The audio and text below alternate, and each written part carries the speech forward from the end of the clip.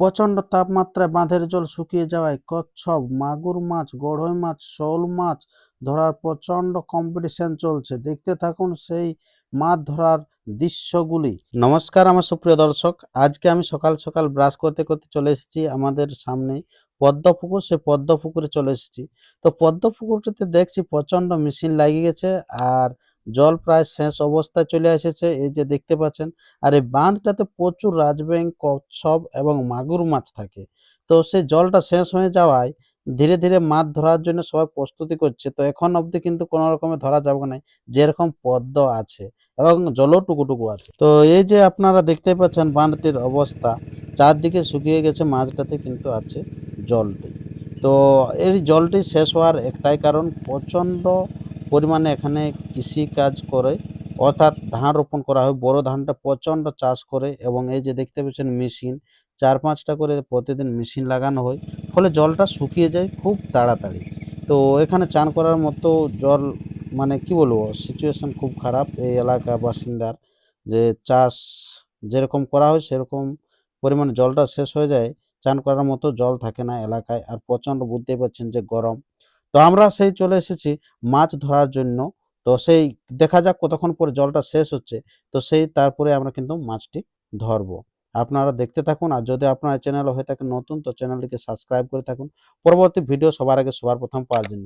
আর ভিডিওটা আপনারা কিন্তু শেষ পর্যন্ত দেখুন, ভালো ভালো জিনিস কিন্তু পাওয়া যাবে। এই বাঁধটির জল মোটামুটি আমাদের যতদিন দেখা, মোটামুটি 16 থেকে 17 বছর পর্যন্ত এই বাঁধটি শুকানো হয়নি। তো সেই কারণে এখানে ভালো ভালো জিনিস কিছু পাওয়া যাবে, আপনারা দেখতে থাকুন। শেষমেশ বাঁধটির আমরা অনেক দূরেই চলে এসেছি ভিতর দিকে। আমি চেক করছি যে জল কতটা আছে। তো জল দেখছি প্রায় শেষ, শুধু পলি জমে আছে, শুধু পলি জমে আছে। এই যে দেখতে পাচ্ছেন অনেক দূর পর্যন্ত চলে এসেছি। তো এখন আমি মুখ ধুয়ে পর বাড়ি যাই, তারপরে চলে আসবো মাছ ধরতে। এই বাঁধটা পুরা শুকাই গেছে, এই যে পুরা মেশিন লাগা আছে। আমি আগেই দেখাইছিলি আপনাদেরকে যে জল শুকালেই আমরা সবাই মাছ ধরতে নামে যাব। আর এই যে যার কারণে জলটা শুকাচ্ছে, এই যে মেশিন চালক ওস্তাদ বিভীষণ আমাদের। আর এইখানে আছে বাকিলা সবাই, আই দেখ সবাই রেডি হয়ে আছে পুরা। বলছে গড়ই মাছ, মাগুর মাছ আর কচ্ছপ আছে এইটাই। তো সেইলা ধরার দৃশ্যগুলো আজকে দেখতে থাকুন কিরকম লাগে। এ রে বিল্ডু, এই গামছা ঢাকা নে, লজ্জা লাগছে রে, লজ্জা লাগছে রে মাছ। এদের এদের হ্যালো হ্যালো করো। না না না, তো আমরাও আজকে মাছ ধরবো, হ্যাঁ না? সবাই দেখতে থাকো জিনিসটা কিরকম হচ্ছে আর কত মাছ পাওয়া আছে। সবাইকে মাছ খাওয়ার জন্য নিমন্ত্রণ আগাম। তবে গড়ই মাছ আর মাগুর মাছ পাবে। দেখতে পাচ্ছ বন্ধুরা কিরকম মাছলা চিলবিল চিলবিল করছে, কখন ধরবো কখন নাই, এরকম অবস্থা হচ্ছে।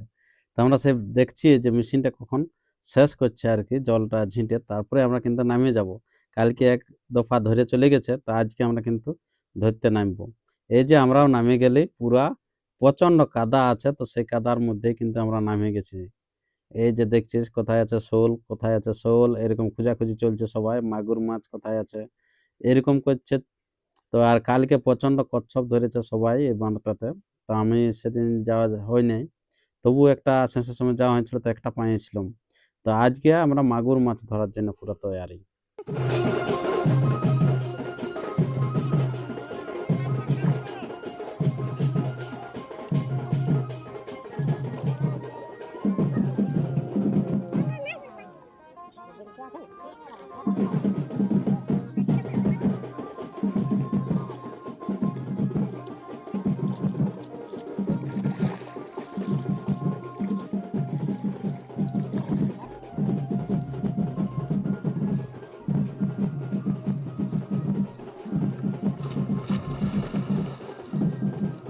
এইভাবে আমরা মোটামুটি 1 ঘন্টা ধরলাম, ধরার পরে কাদার অবস্থা এই।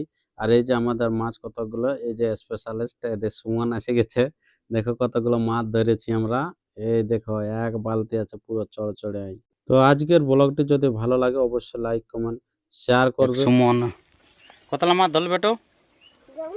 দমে মাছ ধরেছে। আচ্ছা আচ্ছা, কি কি মাছ? শুধু গড়ই আর মাগুর না? তো এরকম নিত্য নতুন ভিডিও পেতে চ্যানেলকে সাবস্ক্রাইব করে থাকুন। নমস্কার, ধন্যবাদ, দেখা হচ্ছে আরো ইন্টারেস্টিং নতুন ভিডিওয়।